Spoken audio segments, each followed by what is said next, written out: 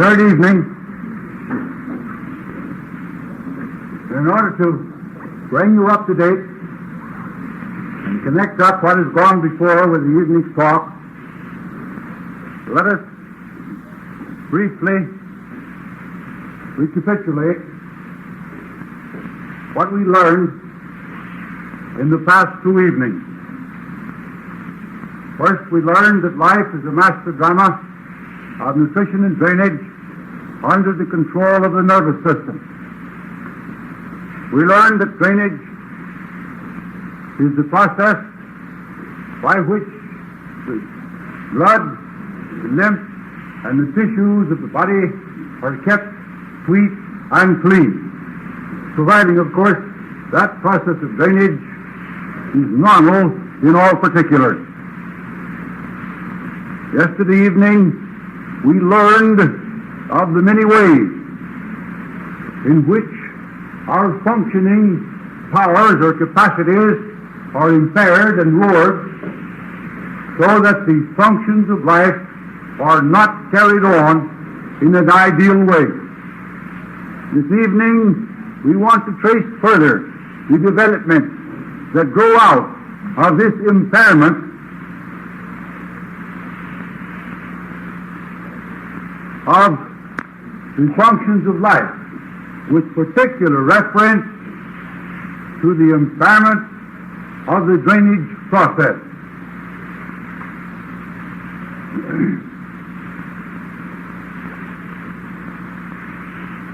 I pointed out to you the other evening that the living body is a poison factor, by which I mean that at all hours of the day and night, asleep or awake, from birth to death, the cells of the body are normally and naturally giving off waste matter, used up material, and that these wastes are toxic, and that in order that the body may be kept free from self-poisoning, the waste must be removed from the blood, from the lymph, from the tissues, as continuously as it is formed. If this process of removal fails, then toxic material begins to accumulate in the blood and lymph and in the tissues, giving us a condition of self-poisoning, a genuine self-poisoning in contradistinction to the absorbed poisons from other parts of the body, from outside the body, that are often referred to as self-poisoning. At this point, let me stop and point out to you that man lives, moves, and has his being between two skins. There is the outer skin that you all can see and know, and you women, particularly with reference to that part of it that's on your face, give so much attention to. That is, you put on 3-coat jobs and 2-coat jobs. You color it in various ways, torture it, and so on. But there is an inner skin that is continuous with the outer skin, that is made up of the same type of tissues, and that lines every hollow organ of the body that communicates either directly or indirectly with the outside world. The nose and throat, the mouth, the respiratory tubes or passages, the esophagus and the stomach and the intestine and the colon, the urethral tract, the womb, the ears, the eyes, are all lined by this inner skin. Nothing is inside the body that has not penetrated one or the other of those skins and gotten into the tissues and fluids beneath that skin. Your food is actually prepared for your use. It is actually digested and prepared for absorption into the bloodstream outside the body, outside that inner skin, in a hollow tube, in the lumen of a hollow tube that passes through the body and that is lined with that inner skin. Urine in the bladder is outside the body. Feces in the colon are outside the body. A baby in its mother's womb is outside her body. It is outside that inner skin. Your health depends upon the condition of the fluids and the tissues that are between those two inner skins. Those two skins, I should say, not the two inner ones. Anytime anybody breaks one of those skins and injects something into the tissues or fluids under that skin, something that has no business in that human body, he perpetrates a crime against life. Anytime you introduce anything into your body that gets beneath one or the other of those skins and gets into your tissues and fluids that has no business there, you injure yourself. Now, what is it that has no business there?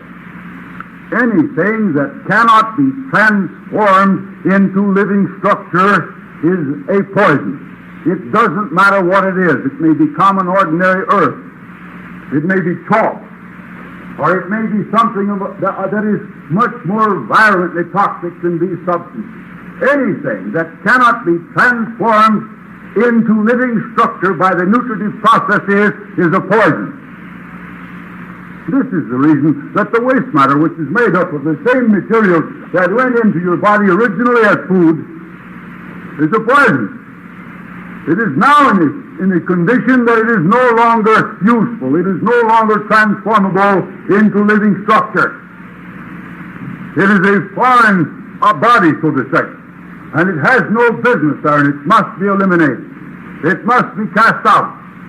And if the process of draining that material away from the tissues and fluids of the body is normal, and if the excretion of that material from the bloodstream is normal, then your blood, your lymph, and your tissues will be kept sweet and clean, and you will maintain a state of health.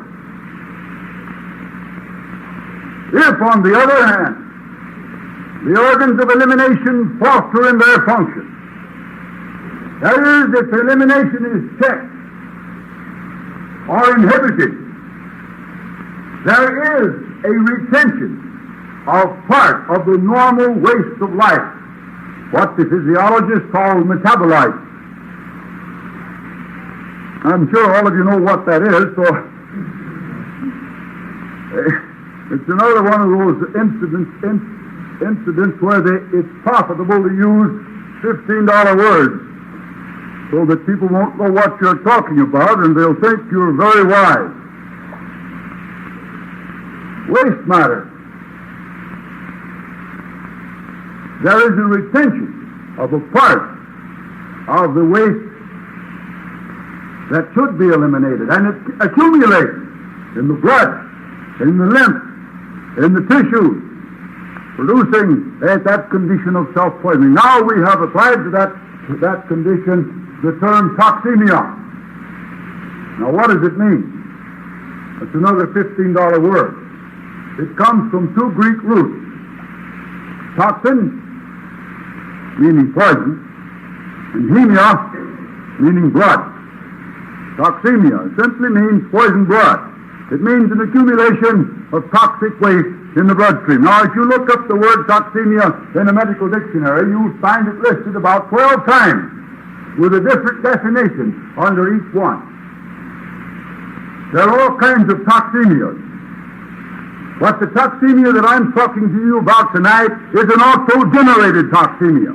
Not only is it auto-generated, but it is a constant.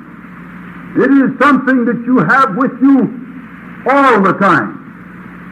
It fluctuates. It goes up or down depending upon your functioning capacity. And this rises and falls in keeping with the rise and fall of your nerve energy. And your nerve energy rises and falls in keeping with your mode of living. so that you're more toxic at one time than you are at another. Now, when toxins accumulate in the body or in the blood and lymph to the point where they become a menace to life, something has to be done about it. The organs of elimination have permitted that accumulation because they are not able to eliminate the waste as fast as it is formed. They have permitted it to accumulate because their functioning power has been impaired. How then are we to get rid of it? The only way that it can be done is for old Mother Nature, which in this case is your body, to develop vicarious or compensatory channels of elimination. One of the most commonly used channel of elimination is the mucous membrane, or the inner skin of the body. Now, the outer skin is frequently used as such a channel of elimination also. In this case, we have various types of skin eruptions by means of which toxic matter is sent out. But in the inner skin, the preferred method of eliminating toxic waste is by means of an inflammatory condition that gives rise to what we call a catarrh. Now, a common cold is an acute catarrh of the nasal membrane. The first cold in infancy represents an established toxemia, and that cold is a process of vicarious or compensatory elimination. It comes into existence, that is, it develops or evolves, when there is a need for vicarious elimination. It lasts from an hour to several days, depending upon how toxemic you are and how badly or how not badly you abuse yourself in treatment, until the toxic material in your blood and lymph has been reduced to the toleration point, and then the symptoms automatically subside. And whatever you last used, you credit with having cured you.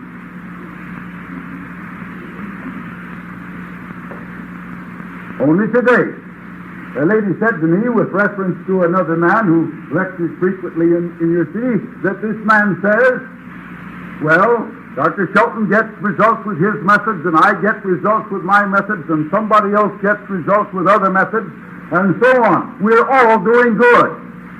I don't agree with that statement at all.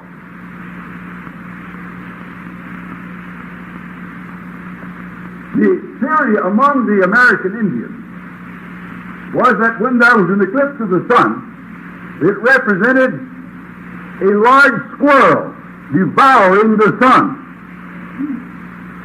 In order to prevent the sun from being destroyed, the Indian medicine man and some of the braves would decorate themselves as Indian medicine men could, and they'd get their tomahawks and they'd go out and chant their incantations, and they'd threaten the squirrel with their tomahawks. And I have the word of a man who spent 70 years of his life among the Indians a long time ago, who saw this operation a number of times. I have his word for it, that the sun always came out all right.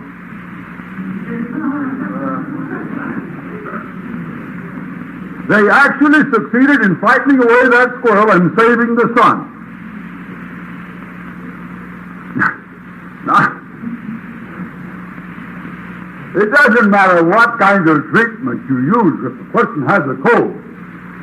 It will automatically cease, just like that eclipse automatically ceases when the sun or the earth or the moon move away so that the shadow is no longer cast upon that sun. The sun survives automatically, and so do you, irrespective of treatment. Some people get drunk when they have a cold. Others take aspirin. Some take a hot bath. Some take a cabinet bath. They sweat and they sweat and they sweat. And they really get out a lot of water. And others take a mustard foot bath. Some go on orange juice. Some take penicillin. Not so long ago, they were taking antihistamine. That was a wonderful cure for colds. I counted the cure for colds once. I counted them up one by one that have been discovered and invented from remote primitive times down to the present. And I found 6,000,001. Now, of course, if you want to recount and see whether my count is accurate, that's all right. But 6,000,001 cures for colds, and not one of them worth a dime a carload. But everybody that's been having colds all down the ages has been recovering from their colds simply because it is the process of recovery.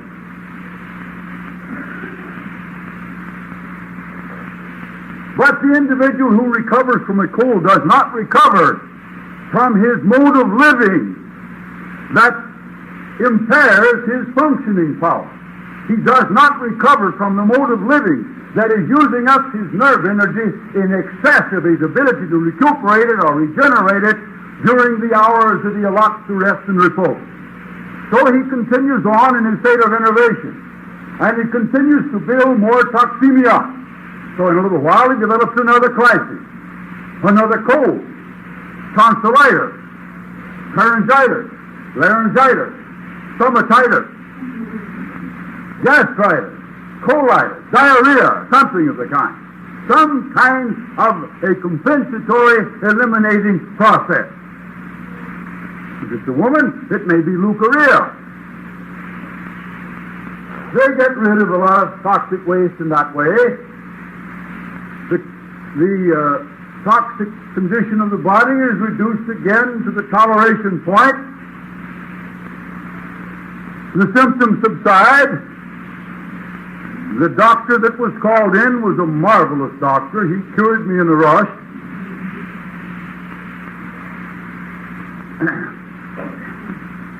That remedy he used was a wonderful remedy.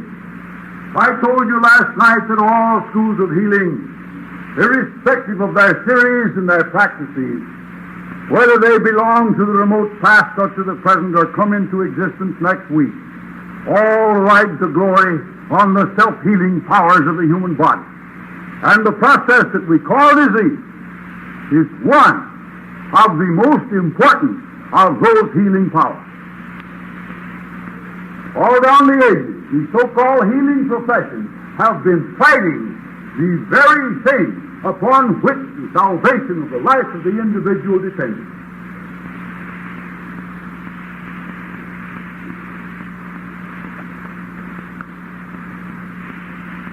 When you were a little boy, and now I haven't seen any of you smoke, I may be talking out of turn here, but well, I'll assume that some of you have.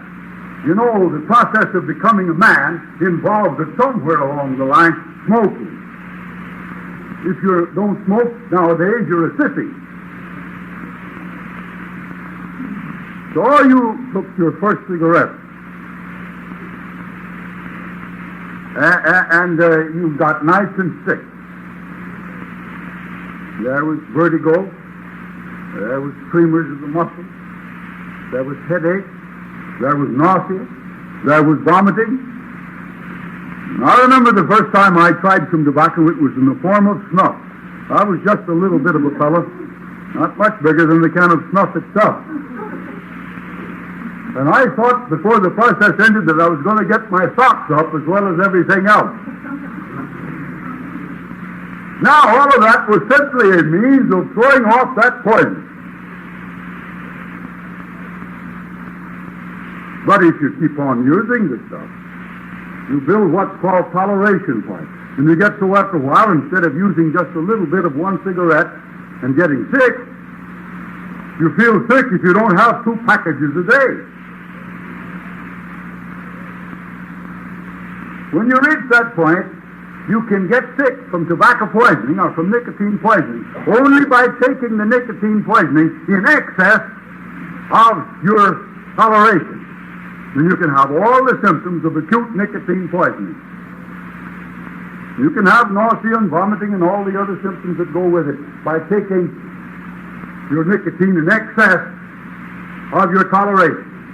The same thing takes place when a toxemic condition develops in the body. As time goes on, you develop more and more toleration for it, so that it takes more of it to bring on an acute crisis. But there's chronic poisoning resulting in chronic trouble.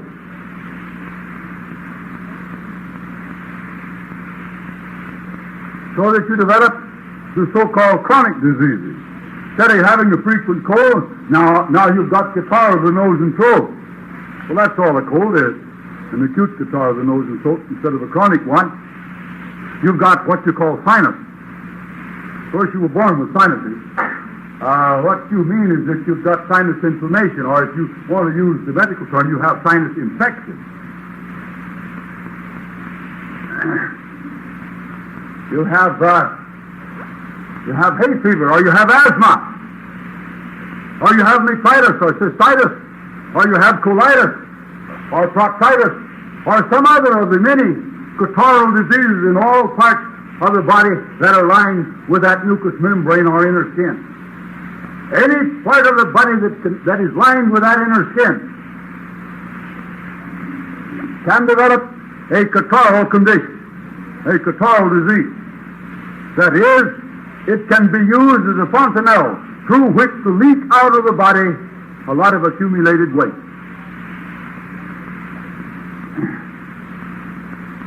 I picked up a textbook on pathology here in one of your bookstores Saturday. It was published in 1948, so it's not too hoary with antiquity as medical books go. Usually when a medical book is 2 years old, it is out of date. That doesn't mean that they make such rapid progress. It means that they have to change so often because they don't progress.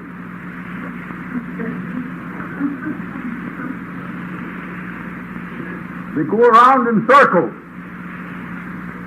But nonetheless, reading this book on pathology, I ran across a statement that was somewhat of a surprise to me. Not that it expressed an error, because it expressed a truth, but it was one that, so far as I know, had never before been stated in a medical work. And that is to the effect that special pathology is merely a part of general pathology. Now, when you study general pathology, you study all about inflammation. You study about atrophy, which is a wasting of a part, and you study about hypertrophy of a part, which is an increase in the number of cells in it. You have that when you have an enlarged tonsil, for example.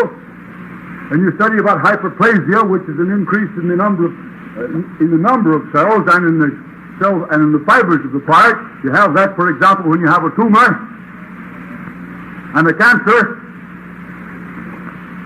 And then when you study special pathology, you study about these identical same things: inflammation, atrophy, hypertrophy, hyperplasia, in an organ, rather than in a general way.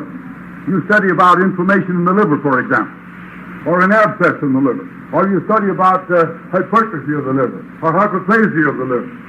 I'm sorry if I have to use these terms that you're not acquainted with, but heretofore, inflammation in the liver has been one disease, and inflammation in the tonsils has been another disease, and inflammation in the appendix has been a third disease, and inflammation in the brain, well, whoever had that? Nobody ever used his brain enough to cause it to be inflamed, but inflammation in the stomach was another disease, and so on. The same condition in different locations were named according to the location as diseases. Now let's see what we get. Rhinitis. You know what a rhinoceros is.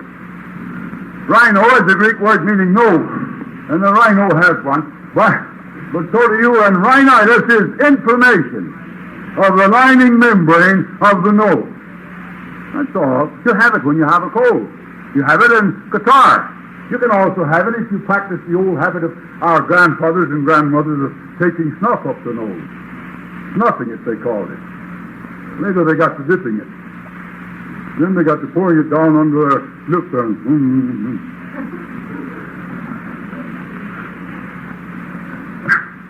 The tobacco habit has given us many very beautiful habits. well, then you have pharyngitis, which is inflammation of the pharynx, laryngitis, which is inflammation of the larynx, tonsillitis, which is inflammation of the tonsils, bronchitis, which is inflammation of the bronchial tubes, gastritis, which is inflammation of the stomach, but you have stomatitis of the mouth. That's inflammation of the mouth. And then you have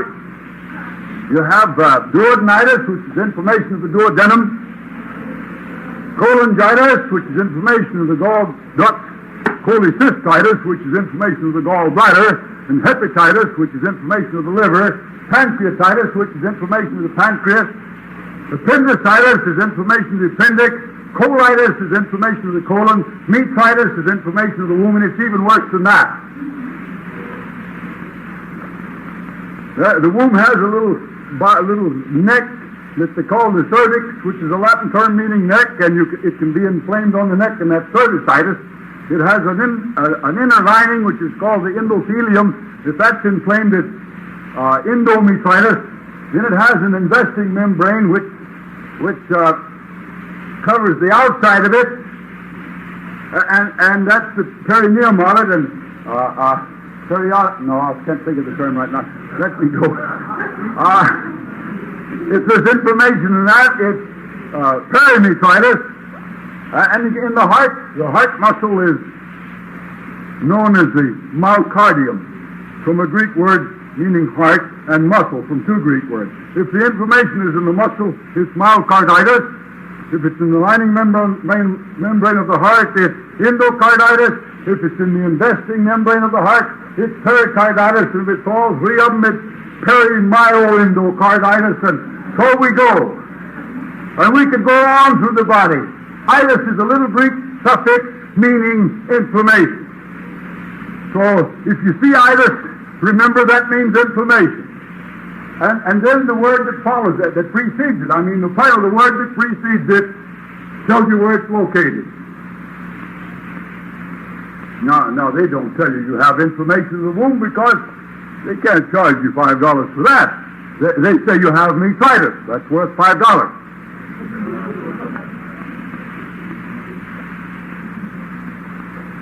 And besides that, if they tell you that you have inflammation of the womb, you might suspect that inflammation is inflammation, wherever it's located. And so it is. It's all the same thing. They've got more than 20,000 diseases. Now, how do we do it? Let's go down into the lower end of the colon. We get down here, way down on the left side, and we have an S-shaped part of the colon that we call the sigmoid.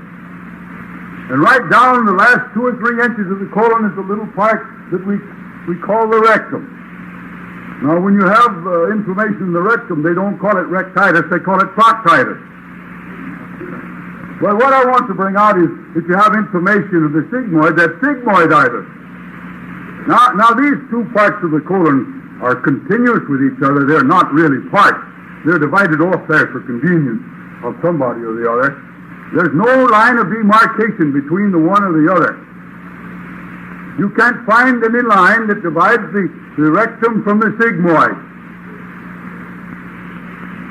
But let's imagine a little hairline that goes around on the inside that divides the two.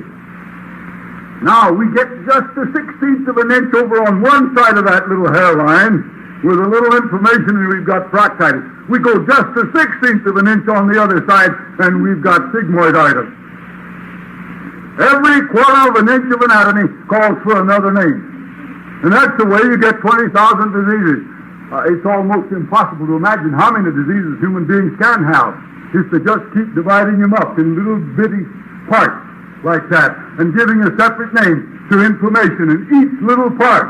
I don't know why we can't divide them up into several million cells and name the diseases after each cell so you can have several million diseases. Think of all the specialists we could have if we had a specialist for each particular cell in the body.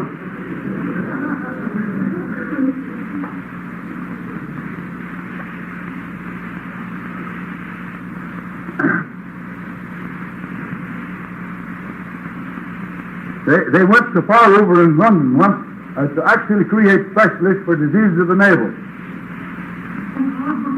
Yes, they did. Specialists for diseases of the navel. Will Rogers once said that he had something wrong with his right eye, and he went to an eye specialist in Chicago to have him look after his eye, and he said, "I'm very sorry, I'm a left eye specialist. The right eye specialist is across the hall there."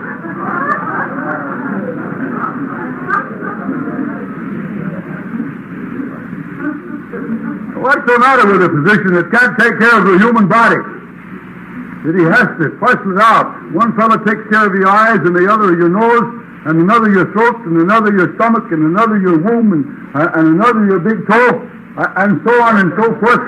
When the same thing that will produce inflammation in the little finger on the left hand will produce inflammation in the big toe on the right foot. The same internal condition, the same blood and flesh condition that I've just described to you as toxemia produces all of your trouble. I mean by that it is basic. There can be other and complicating causes superadded to that toxic state. But they're secondary, and they're unimportant in the absence of the primary and basic cause. Now how do we develop that? Let's go back. A mode of living, such as I described to you in the first part of my lecture last night, that uses up nerve energy in excess of your ability to recuperate it or to regenerate it during the hours of rest and repose.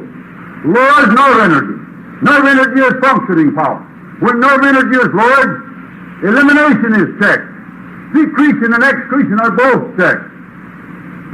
Then we have an accumulation of the normal waste of life in the blood and lymph and tissue. This is what we mean by the term toxic. I said secretion is checked, as well as excretion. Excretion is merely a more technical term for elimination. When secretion is checked, the digestive juices, among other secretions of the body, are not produced in adequate quantities or in proper quality. One of the first noticeable signs of this will be perhaps indigestion. Now, a lot of you people go around suffering with indigestion, don't realize you have it, because you have no pain, you have no distress, you have no discomfort. You haven't any symptoms that indicate to you that there's anything wrong. Nothing hurts me, I eat anything I want. How many thousands of times have I heard that? And then a year or two later, the same individual comes back and says, "I don't know what's wrong with me, I can't eat anything. Everything I eat turns to gas." What do you think has happened to him in the meantime? He's just become a little more toxemic and a little more enervated. And now his symptoms are beginning to show up. But let us keep this thing in mind.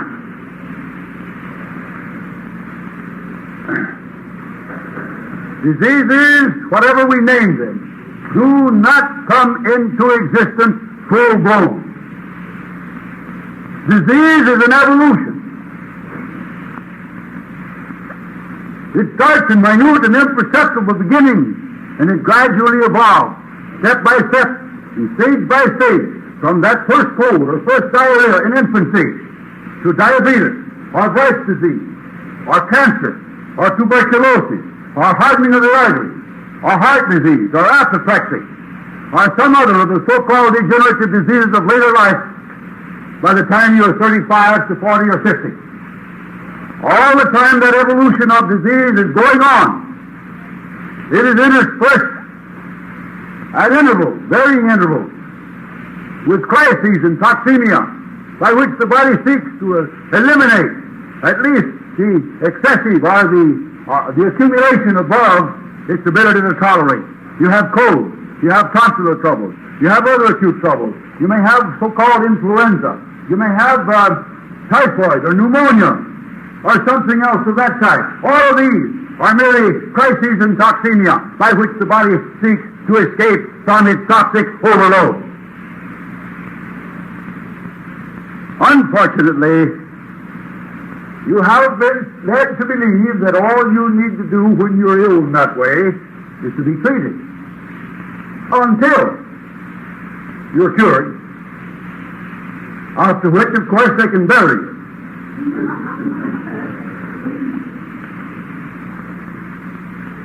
When the symptoms have subsided, the treatment stops. And what do? Well, like the sorrow that was washed, you return to your wallowing in the mire. You go right back to the same mode of living that was responsible for your trouble in the first place. And you soon are in a condition where you need another crisis to clean out again. They come and they go. The time goes on. But nonetheless, there is a progressive deterioration of the tissue, of your body, of the organs, of your body. And the one that breaks down first is said to be your primary disease. And the next one that follows in order is said to be a complication.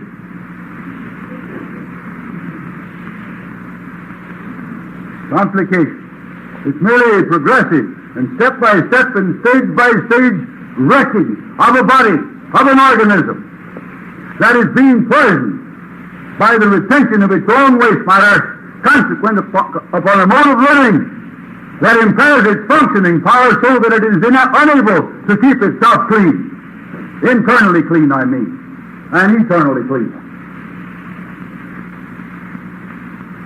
You plant an acorn seed and you get a little sprout. Now, only a Hindu magician claims that he can grow that oak tree overnight. All of you know that it takes years to produce an oak tree from a little sprout or sprig. It should be equally easy for you to recognize that it takes years for you to develop cancer. The little sprout came into existence perhaps when you were an infant, maybe even before. The way to prevent cancer is to start early with a mode of living that maintains health. Cancer does not develop in healthy tissue. If you can keep the tissues of your body healthy, and you can avoid cancer. Not only can you avoid cancer, but you can avoid Bright's disease and diabetes and heart trouble and apoplexy and all of these other diseases that are troubling so many of us today. But it's first necessary that we recognize not only the unity of pathology, that is, that it's all one, and the evolution of it, that we progress step by step and stage by step from the simple to the complex, from the cold to cancer, from the cold to apoplexy, from the cold to Bright's disease, from the skin rice, the little skin rice that the little baby has a few days after birth, to perhaps diabetes at later life. We must not only recognize that, but we must go back of the evolution, back of the initial pathology, and recognize its causes. Toxemia is the immediate cause. Innovation produces toxemia, but innovation is produced by a mode of living that uses up our nerve energy in excess. Now you can understand, I believe. Some of you last night told me I hadn't told you anything that you hadn't heard before. Of course, I knew better. I've got a lot more to tell you before we're through that you haven't heard before. But now I believe you can understand why I stressed so much last evening the many factors in our mode of living that waste and that dissipate our energy. It was merely the foundation for this evening's talk. the dissipation of energy, the waste of energy, is the first step in the evolution of any pathology, any disease. Name it what you will.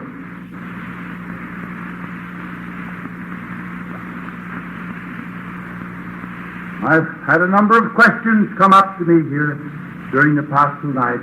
What is the cause of arthritis? What is the cause of heart trouble? What is the cause of diabetes? What is the cause of this or that or the other? I have given you the cause. I want to give you some of the superadded causes.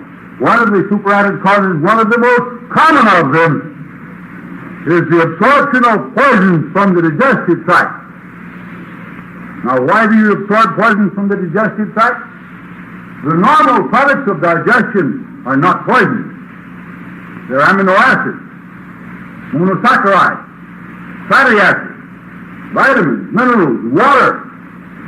These are the normal substances that foods are broken down into in the process of digestion, and these are the substances that should be absorbed into the bloodstream and carried to your cells and tissues to be utilized in building new cells and new tissues. Why do you get poisoning from the digestive tract instead of nutrients? You get it because secretion has been checked or impaired by enervation, so that your food, instead of digesting as it should, undergoes bacterial decomposition, fermentation, and putrefaction. Your fats, the oils and the butter and the cream and the other things of that kind that you eat become rancid in your digestive tract. Your proteins rot. The digestive tract becomes a brewery. The sugars and starches are converted into alcohol, acetic acid, carbon dioxide, and water. And the water is the only thing in it that is of any value to you. And these poisons, not all of them, thank heaven, but some of them are absorbed into your bloodstream to be added to the toxemia from which you are already suffering. Now, you say those toxins will be carried to the liver and destroyed.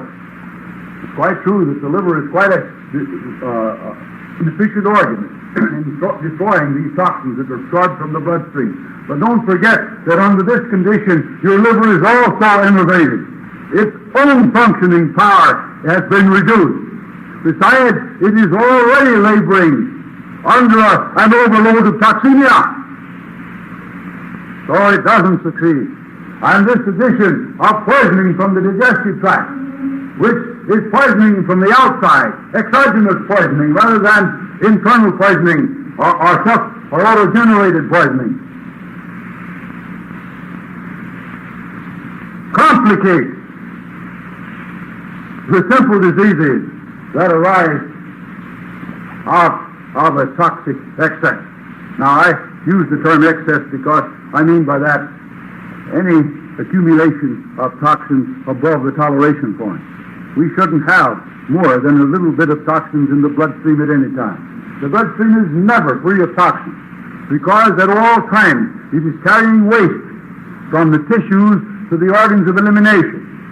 There's always a certain amount there as a normal factor of blood.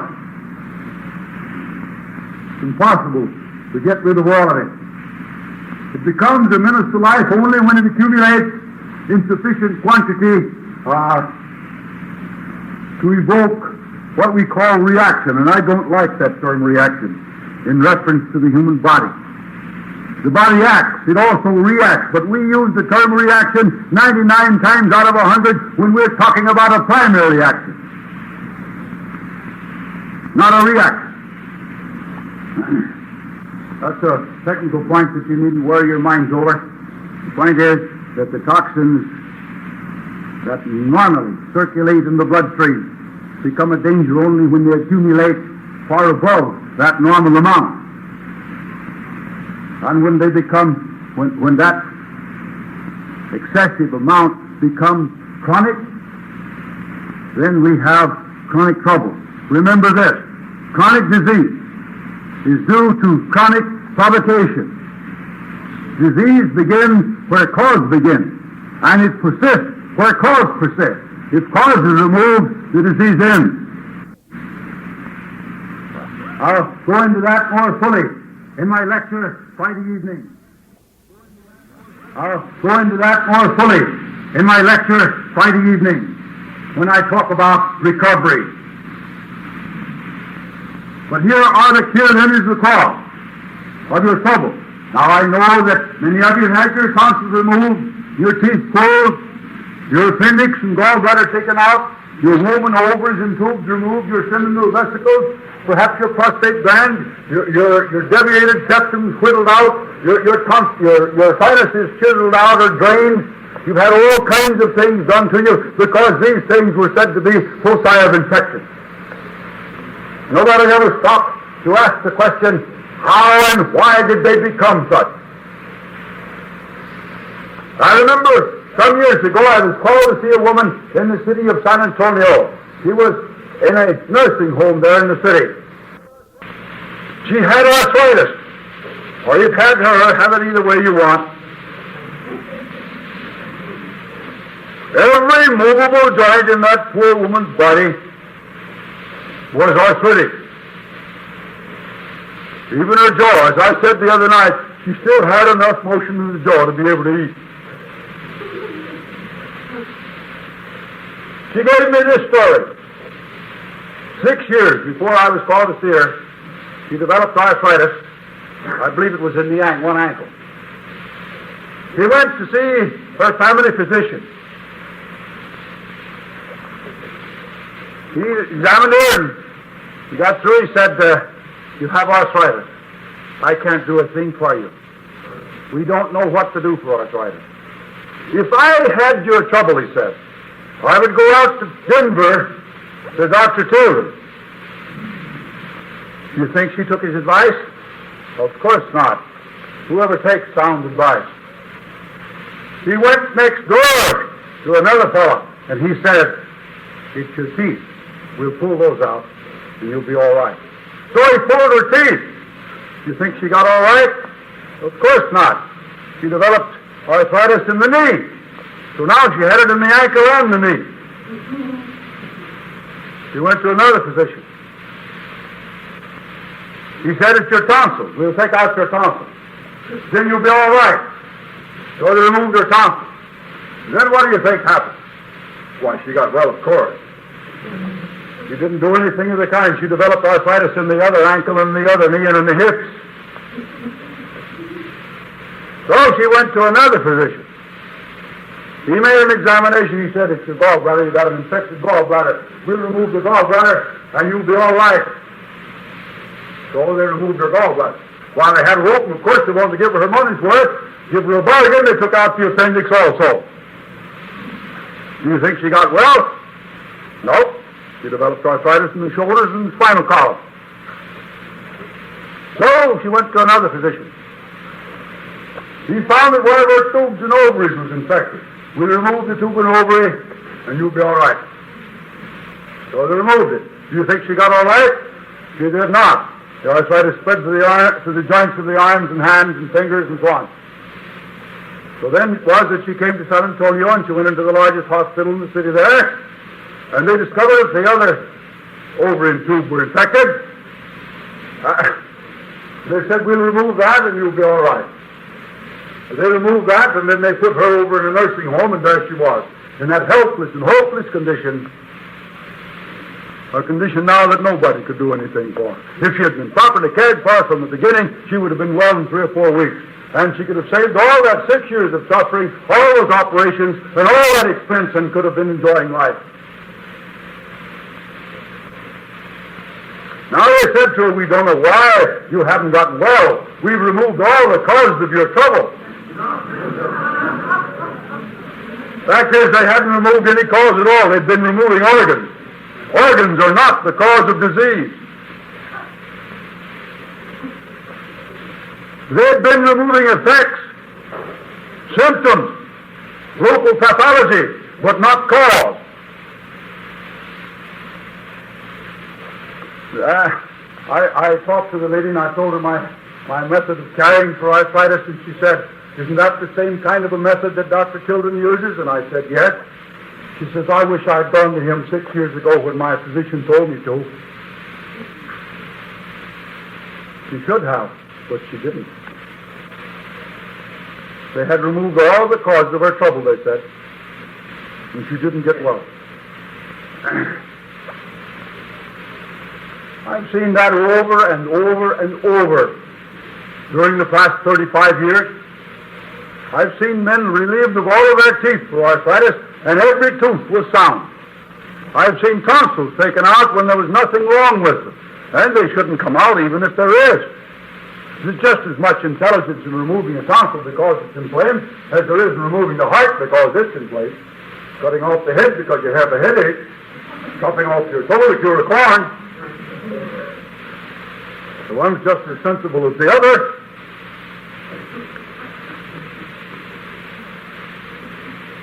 And I've seen it over and over and over and over. And they're still doing it. Although they now admit that the removal of the tonsil makes the child more likely to develop polio, that the removal of the tonsils increases the incidence of arthritis instead of decreasing it, that the removal of the tonsils is really necessary, they're still taking them out by wholesale. Because why? There's money in it. The lust for money is a root of evil.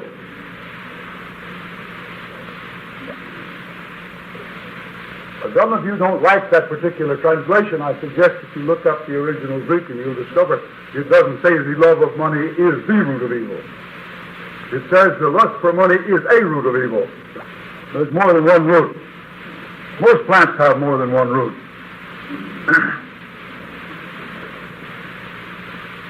Now, it isn't just arthritis that your organs are removed for. They take them out for anemia, for neuritis, and for various other troubles.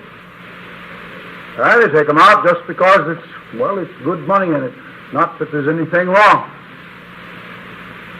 Just take them out on general principles. And if they have succeeded in converting you into a mass of scar tissue and a bundle of nerves by this continuous operation, and you reach that point where you've got nothing but symptoms and you're constantly talking about them and worrying about them and they can't take out any more organs without killing you, they tell you your disease is all imaginary. What you need is a psychiatrist. Psychiatry is another racket that came into existence to take some of the burden off the fellows that were producing the troubles. Some years ago, Dr. S. Weir Mitchell, who was a famous neurologist at the time, followed Dr. Keene, who was one of the famous surgeons at the time and famous endocrinologist, on the platform in Philadelphia. Dr. Keene had estimated, so he said in his talk, that during the course of his lifetime as a surgeon, he had added something like 30,000, I believe, years to human life. Dr. Mitchell came upon the platform following him and he said, I do not want to question the accuracy of Dr. King's estimate of the number of years he has added to human life by his surgical operations. I only want to say that if he could see them as I see them, or as the neurologist sees them, he says, he'd ask himself, is it worth it? You know what he means? It means that operating on people, cutting into their nervous system, subjecting them to repeated nervous shock from operations, wrecks the nervous system, brings on neurotic and psychotic symptoms. As Dr. Henry Lindlaw used to say over and over and over again, cutting into the ovaries is like cutting into the brain. And our insane asylums are full of women who have had their ovaries removed and have gone crazy as a result. And the streets are full of them that are not crazy enough to be put into the asylums, or that we ought to have some other kind of a place to put them. From the same cause. No wonder Dr. Mitchell says he would ask himself, is it worth it? Yes, the idea of restoring you to health by taking you apart piece by piece and consigning you to the surgical garbage pail is quite popular today, and the practice is very profitable also. But if you want help, You'll avoid practices of that kind. Save your money. I remember being called in to see a case of supposed appendicitis a few years ago. I went into a home that was a picture of poverty. It was during the Depression days. There was a woman lying on the bed there that was supposed to have appendicitis. 3 physicians had agreed that it was appendicitis and that she had to be operated upon before morning or she would die.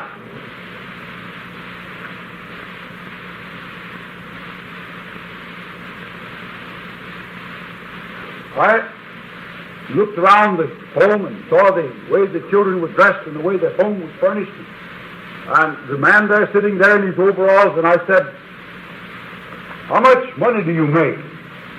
He says, "I get $15 a week." That's almost as much as you get now on your Social Security, isn't it?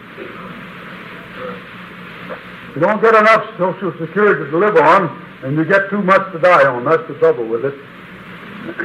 So you eke out a miserable existence. But nonetheless, that was what he was getting. So I said, "How the devil do they expect you to pay $500 for an operation?" He said, "That's how I happened to call you. I went to the foreman of the county steel mill, rather, where I worked, to see if I could arrange for a loan to pay for the operation. And when I told the man, my foreman, what was wrong with my wife, he said, 'Don't you let them operate on your wife,' and he told me to call you. Well, I examined his wife, and I made up my mind in the twinkling of an eye that she did not have appendicitis. I said, 'If you'll do as I tell you, I'll have you back at your house work in 3 days.' He says, 'If I don't have to have an operation, I'll do it.' On the morning of the 4th day, the woman went back to her housework without an operation. You can imagine how well they loved me down there. I get in their way. I cut out some of their income every once in a while.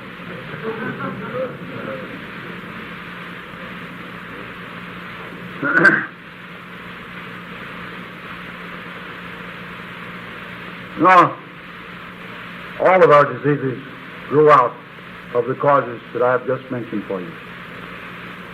Cancer develops at a site of chronic irritation, so they tell us.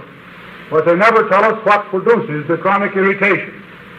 Cancer of the womb follows upon a long-standing catarrhal inflammation of the womb. What causes catarrhal inflammation of the womb? Toxemia plus intestinal absorption of poisons. This causes your catarrhal inflammation of the womb. Large numbers of ulcers of the stomach evolve into cancer. How do we develop ulcers of the stomach? Well, first we become toxemic. First we become enervated and then toxemic. And then we overeat and we develop gastritis. Oh, it's an acute case. In a few days we're well again. Well, we keep on with our abuse of ourselves. And then we have another case of gastritis. And after a time, the gastric condition becomes chronic. We have chronic gastric catarrh. That means a chronic inflammation of the lining membrane of the stomach. Time goes on, and that chronic inflammation becomes hardening of the tissue. Hardening is followed by a breaking down of tissues. We have ulceration. All going out of the persistence of the original cause, toxemia. And then, from the persistence of that same cause, the hardened edges of that ulcer take on what we call fungation, and that's another name for cancer. It's first irritation, then inflammation, then induration or hardening, then ulceration, and then fungation. And those are the major steps in your evolution of cancer from a simple catarrh to begin with, and growing out of a mode of living that uses up nerve energy in excess.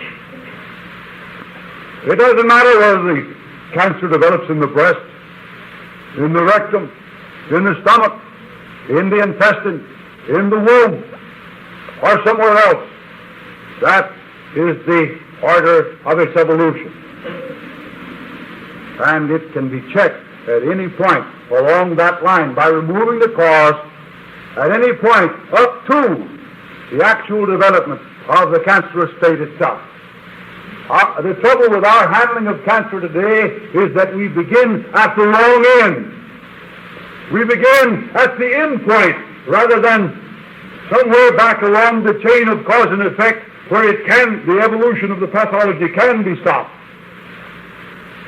I remember some years ago a woman had a lump in her breast, and there was a great lot of publicity in the newspapers in those days, and there is yet, urging you to go and see your doctor if you have a lump, if you have a mole that starts growing, if you have persistent bleeding from some orifice of the body, if you continue to lose weight from some unknown cause, and so on and so forth. You know the 7 danger signals. You hear them on the radio almost every day. You read them in the newspapers and in the magazines. Oh, yes. So this lady went to a physician. He examined her breast, and he says, "It's not cancer yet. Come back in 6 months, and I'll examine you again." In other words, let's wait until it evolves into cancer, and then we'll begin to try to do something about it. Let's wait until the condition reaches that point where no power under heaven can help you, and then we'll try to do something. In the meantime, let's ignore it. Let's come back in 6 months and I'll examine you again. Why did he say come back in 6 months and I'll examine you again? Because he didn't know what to do anyhow. That's all he could say.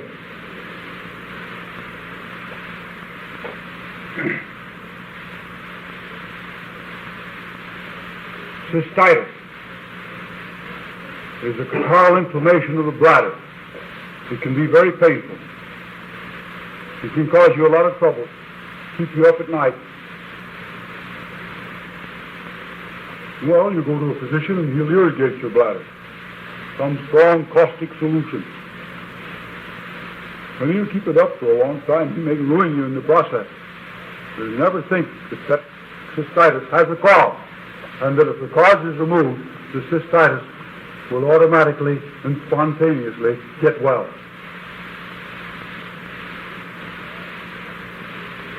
Hemorrhoids, varicose veins. Hemorrhoids are varicose veins, only they're in the rectum rather than in the leg. What have we here? We have an innervation, and a toxemic condition, and a gradual weakening of the walls of those veins. And we have pressure from above, from constipation, or from a tumor, or we have the person standing all the time, so that the pressure of gravity is helping to cause an accumulation of an excess of blood in those weakened, in the vessels with the weakened walls, and they begin to stretch, and they stretch, and they stretch, and you've got varicose veins, all coming out of the same cause that produced your colds the first time you had one. Only today, I was reading in that same work on pathology that I told you about, and it said that perhaps in varicose veins, and perhaps in most cases, there is a congenital weakness of the walls of the veins. Now, a congenital weakness simply means that they were weak from birth. There isn't any need, any necessity to assume a congenital weakness in these cases when you think of all the thousands of weakening influences to which we are daily and hourly subjecting ourselves in our insane mode of life today. We have enough weakening influences with us at all times without having to call in congenital weakness, heredity, or anything of the kind to account for these things. They guess, of course, that there's a congenital weakness. They guess about a lot of other things that they're hereditary. Heredity is a peg on which you hang anything that you don't know anything about. Blame it on heredity. Then whenever you find out the true cause later, you'll discover heredity had nothing to do with it. Heredity accounts for the fact that you have blue eyes or brown, red hair or black, you have long legs or short legs and things of that kind, that you're a Negro or white or a Japanese or something else, Heredity accounts for that, but it doesn't account for your disease. In this case, what is your opinion of frozen foods? My opinion is that they're second-class or third-rate substitutes for fresh fruits and vegetables. They're processing the fruits and vegetables nowadays before they freeze them. You'll get your strawberries and other types of berries that are frozen. You'll find them heavily loaded with white sugar. And then they're frozen, then you thaw them out, and then you cook them, and this hasn't got much value. Do you approve of milk in a diet? If so, what kind? Do you approve of cheese in the diet? Cheese is one of those compromises that we have to make in our modern diet simply because we do not have sufficient quantities of the normal elements of the human diet to go around. If everybody in the United States were to cease all of their raw eating habits tomorrow and everybody went on a normal human diet, we'd eat up all the normal food supply we raise in this country within a week. So we use cheese as a substitute for what we don't have. But it's not the best food in the world. One nutritional authority has said that the body disintegration begins after 7 straight days of fasting. It has also been said that the body does not store vitamin C and that the brain requires continual supply of carbohydrates for efficient functioning. Wouldn't a long fast, as you have advocated, for some patients be detrimental? You see, this question is based on the assumption that this alleged nutritional authority knows what he's talking about. There isn't a single statement that he made that has any truth in it. Probably one of these food peddlers that poses as a nutritional authority that you've been listening to made that statement. Why do they make those statements? Because if you fast, you won't buy their junk.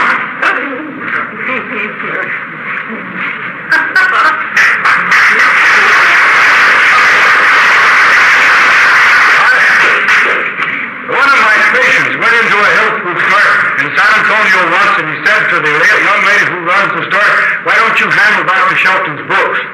She says, "I'm in business to make money. If I sell my patients, my patrons, those books, they won't come back and buy my foods." Another health food store man in New York City was handling my books, in spite of the fact that there are some that are not. What is a natural cure for venereal disease, if there is any?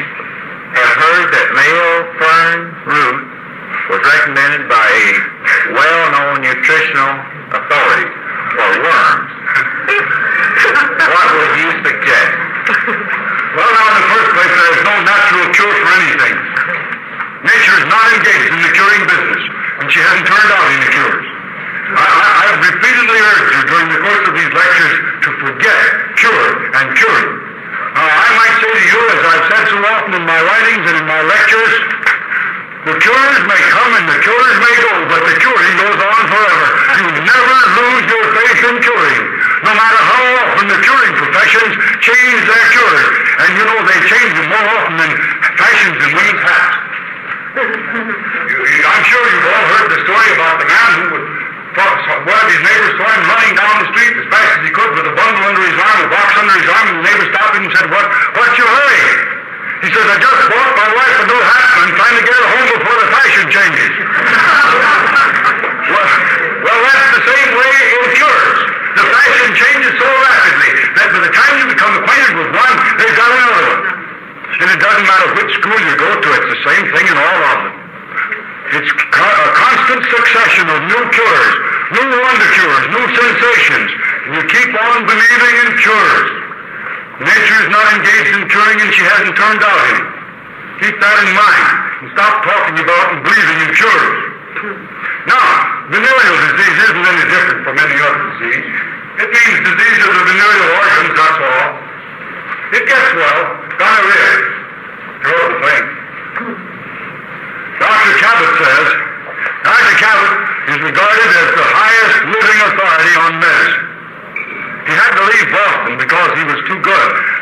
profession ran him out of the state of Massachusetts. I think he's with the Mayo Clinic at the present time. But nonetheless, he says in his work, A Handbook of Medicine, that gonorrhea gets well of itself without treatment.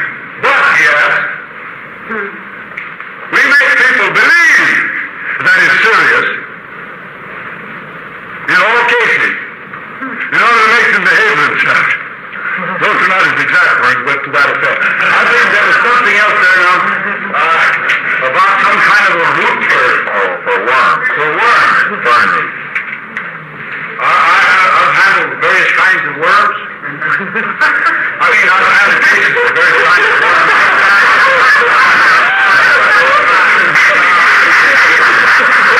Tapeworms, bookworms, threadworms, various other kinds of worms. I find all I have to do is stop the patient from eating for 3 or 4 days, or put him on juice for 3 or 4 days, and he loses his worms. Same thing with so-called amoebic dysentery. I had a professor worked for the Standard Oil Company. He was teaching these children of the employees of the Standard Oil Company down in South America. They had him down there on big salary. He developed what they call amoebic dysentery. Well, they gave him all his amoebicides. They almost killed him instead of the amoeba with the amoebicides. They didn't do him any good. So he went to New York at their expense. He stayed there for a while, and they fed him with plenty of poison. And then he came down from New York to my place. And in 1 week, he was free of his amoebic dysentery. How? I just stopped feeding the amoeba. I stopped him from eating. Why do I have dull pains in my lower back when on feet all day long? I'm 40 pounds overweight. My doctor the muscular strain of the faulty position. My doctor can't find the reason. What can I do for sunshine? I've heard that so many thousands of times it gets monotonous. My doctor can't find the reason. He doesn't know the cause of a single disease that he deals with. From a cold to cancer, he doesn't know the cause of a single disease of the nosology. Of course he can't find the reason. Also conjunctivitis of the eye. Well, he has conjunctivitis. You say it's of the eye, where else could it be? She said, I didn't say that. Conjunctivitis is the catarrhal inflammation of the lining of the eye, which is called the conjunctiva. What causes it? It's a catarrhal condition. It grows out of toxemia. It's the same thing that causes a cold or rhinitis in any other part of the body. How to get rid of it? I'll tell you Friday. My doctor tells me my blood is too thick. Please tell me how to go about thinning my blood. I don't know what I do. I'll get another doctor. I'll pay him off and leave him off altogether. Has alfalfa or sunflower seed any nutritional value? Of course they have. What? I think alfalfa is a wonderful food for horses and cows, as I mentioned a while ago. Sunflower seed are excellent foods. I use them too. Along with the chickens, they like them. Do you think there is any benefit or necessity in reference to any cooked foods? No, I don't think you have to eat cooked foods. Their cooking adds nothing to food. It always takes from it. Can't get a thing out of cooked foods that you can't get in greater abundance out of the uncooked foods. I perspire a lot at night in bed. Well, now that could be from more than one different condition. It might be a purely nervous condition. It might be that you're sleeping where you're hot. It could be that there's some septic condition somewhere in your body. You find it in tuberculosis. You find it in gonorrhea. You find it in various other septic states of the body. And a check of you might disclose why you do that. Why are you opposed to wheat as food? Also, what is your attitude towards corn, rye, and barley? But all of those questions were answered previously when I mentioned the fact that all cereals fall outside of the normal diet of the human being. Regarding herbs, I'm using a combination of alfalfa, red clover blossoms, raspberry leaves, strawberry leaves, peppermint leaves, lemon blossom leaves, mace, callum, papaya, and fennel seed. Are any of them poison? If not, do you still denounce all such herbs? There may be a little question about fennel. I don't think there's any poison in any of the rest of them. The only herbs I have any objection to are the poisonous herbs, the so-called medicinal herbs, the ones that are supposed to cure you of your disease. Do you advise rubber stockings for varicose veins and swollen ankles? I do not. If you want to make your varicose veins worse, use rubber stockings or something else of that kind to interfere with the circulation to the leg and weaken the tissues of the leg, including those of the walls of the veins, still more. Dr. Shelton, isn't the sock on the foot better than the sock on the chin? Not always. Some people need a sock on the chin. Is the walnut a good nutritionist nut for the hygienic diet? Both types of walnuts, the English walnut and the black walnut, are excellent foods. It's much easier to buy nuts already shelled rather than shelling them yourself. Aren't you a lazy nut?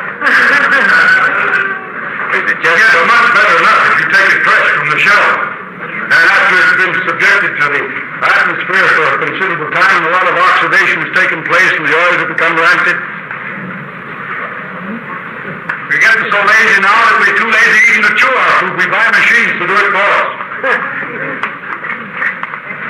children do not masticate nuts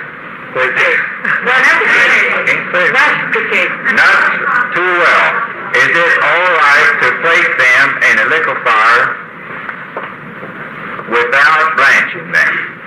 If you have a child that doesn't masticate nuts, you have a child that you have miscared for from the beginning. Children normally and naturally chew their foods if they're handled properly from the start. You don't have to force it on them. You don't have to keep urging them. Now chew your food. Now chew it. Now chew. Now you mustn't swallow without chewing it. They do it normally and naturally, just like other little animals do. Most of you people start your children off with mashed potatoes and scraped apples and mashed bananas and purees and soups and foods that don't have to be chewed, and you keep them on that kind of a diet so long that at the right time of their life, when they should begin to chew instinctively, you keep them on these things and they never learn to chew. The best way is for the child to chew its food and don't flake it and teach it to go on through life flaking those things. I was told that skin or almonds contain vitamin B. That's in reference to flaking. It may be possible that there's some vitamin B in the skin of almonds. There's also some prussic acid. See, can a person improve his health to a high degree even though he has had a considerable amount of root canal and surgery done in his mouth and now has bridge work and some dead teeth? Yes, he can. Unfortunately, the dentist can't supply him with any teeth that he can do much chewing with, but he can still improve his health considerably in spite of it. Why is there such a difference of opinion among health educators? Cannot some effort towards unity and central organization be made? Now, there's going to be differences of opinion among these alleged health educators so long as they subscribe to different principles. There's no possibility of unity when there's disunity at the base. If you believe that all disease is caused by pressure on a nerve due to a subluxation in the spinal column, and that all disease can be remedied by adjusting that subluxated vertebra, it is not possible for you to get together to somebody who thinks that you might get sick as a consequence of getting drunk occasionally or too long. If you believe that all you have to do to keep well is to keep the kinks out of your spinal column and you can eat 10-penny nails, as B.J. Palmer once said, you can't get together with a Christian Scientist who believes that there is no disease. You know that story about the three people, the Catholic and the Baptist and the Christian Scientist who died and got down to hell? And the devil asked the Catholic, how did you get here? And he explained how he got there, and he asked the Baptist, how do you get here? He explained how he got there. He said to the turn to the Christian Scientist, said, how'd you get here? She says, I'm not here.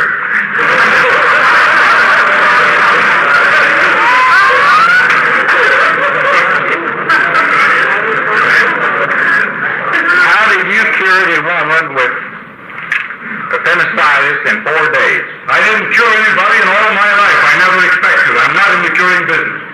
The woman didn't have appendicitis. If she'd had appendicitis, she wouldn't have gotten well in 4 days. I said I made up my mind in the twinkling of an eye that she didn't have appendicitis.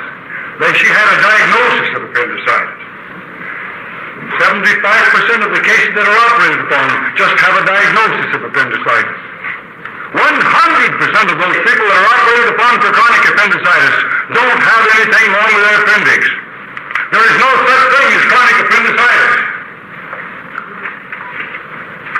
What is wrong when there is pain at the end of the spine and when bending over is very painful? Well, straightening up. That could be neuritis. It could be arthritis. It could be some kind of a misplacement from the fall or something of the kind. There are many things that could cause that pain. What is your opinion of garlic? I think that if you eat garlic, you ought to stay away from everybody while you're doing it and for several hours thereafter. It's not a good food. None of these foods that are rich in mustard oil are suitable for regular use at least. If you want to use them occasionally, make it very rare. Whether it's garlic, onions, or meat, chives, shallots, or whatever it is that's rich in the mustard oil. Upon arising, I drank 1 quart of water. I had no breakfast. Is this too much water for the body to handle at one time? There is no sense in drinking any amount of water, whether it's a thimbleful or a tubful, upon arising in the morning, unless you're thirsty. And if you're thirsty, drink enough to satisfy your thirst and quit. If you're not thirsty, wait until you become thirsty and then drink. How long have you fasted? Explain why we live to 68 years if we live so badly. We lived to 68 years. A few years ago, I'd say a little longer than a few years ago, Sir William Harper, who was considered one of the greatest medical men who ever lived, noting the condition of the people when they reached 60 and beyond, recommended chloroforming everybody at the age of 60. Why?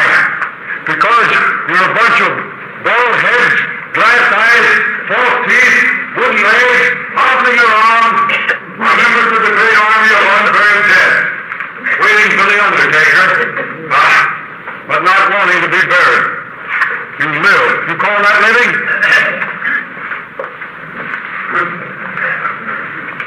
Is it advisable for a diabetic who has been taking insulin for 13 years to fast? If not, then what would be the next best program to follow to ensure a long life as possible?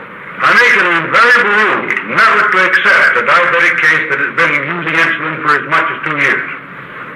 As I explained to you last night, it brings about so much deterioration of the islands of Langerhans and the pancreas that it makes it dangerous to take them off it. Now, some of them can be taken off it and recover, but you don't know in advance who's going to recover and who's going to die within 24 hours, so I don't take it. A PhD friend of ours considers common table salt, sodium chloride, necessary to human nutrition and especially necessary in hot climates.